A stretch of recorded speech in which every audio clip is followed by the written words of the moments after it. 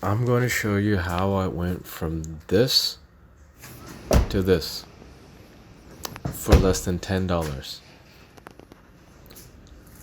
Okay, so a road hazard knocked off my chrome trim. I found a similar car at my local salvage yard, grabbed my Torx T20 screwdriver, and headed out. After I got the part, I definitely washed it. Let me show you how to remove and replace this dent guard. It's extremely simple.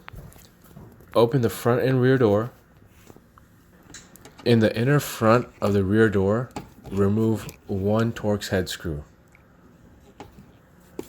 Go back outside, and the dent guard can be slid off by sliding towards the rear of the car. You should probably clean the area underneath as well. Now line up the white clips with the proper holes and slide forward to install the new one. And make sure it's flush with the car. Go back inside, back to the inner front of that rear door, and reinstall the Torx screw.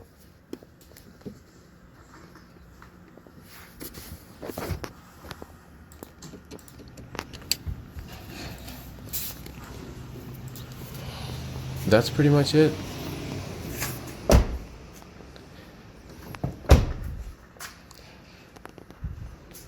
If you can get a hold of the chrome trim piece on its own, you can replace that as well by removing the dent guard and prying off the black plastic clips that hold it in place.